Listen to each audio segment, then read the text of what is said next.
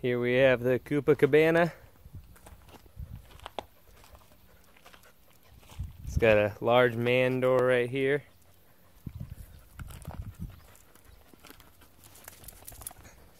Then we have the small chicken door that closes on the little servo motor programmed in the Raspberry Pi.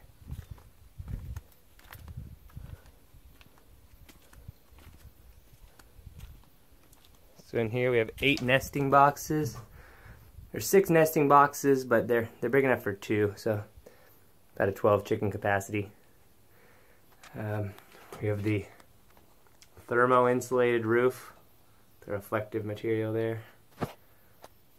Everything's double studded on the walls so you can lift it with a tractor. So you see the straps here. Here we have our waterproof casing for the Raspberry Pi right there. So everything's watertight and don't have to worry about the elements getting in.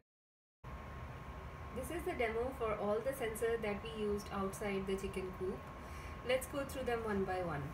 I connected 6-volt solar panel for charging 2 lithium-ion polymer batteries of 3.7 volts each using MCP 73871 solar lithium-ion charger. So this part of the project will be installed outside. So I used 10K NTC thermistor. It's connected here to MCP and it's inside the batteries, and I'm using it to monitor the temperature.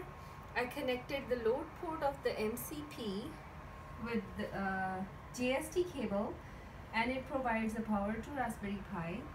To monitor the power supply, I'm using INA 219 voltage monitor, and it is connected to the batteries using these wires, and it will display output for bus current, voltage and shunt voltage. I used TSL 2591 luminosity sensor, and to monitor all the food and water supply events, I used real-time clock, and it will maintain the date and time information. And I used DS3231 precision real-time clock, and it has a inbuilt temperature sensor too, so we can keep a check on the temperature. So let's take a look at the code. I'm using this code for all the sensors,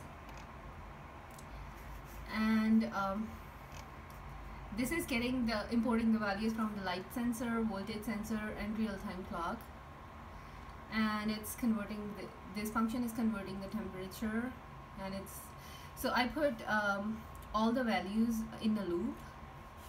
Let's compile it and execute.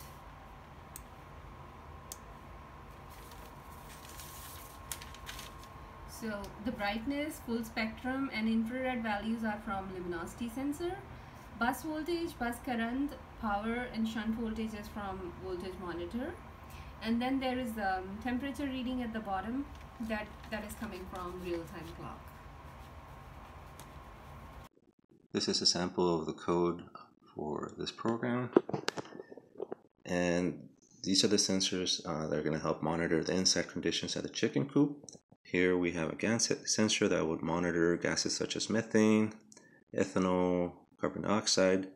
This is a temperature and humidity sensor, and this is a relay. Once the conditions inside the chicken coop become uncomfortable for the chicken, such as having too much gas or the temperature being too high, the relay would be set off. This is a normally open part of the relay, and once the conditions get too extreme, this part of the relay would close and this part of the relay would open. But inside the chicken coop, this would be connected to the fan, and the fan will turn on and hopefully make the conditions better.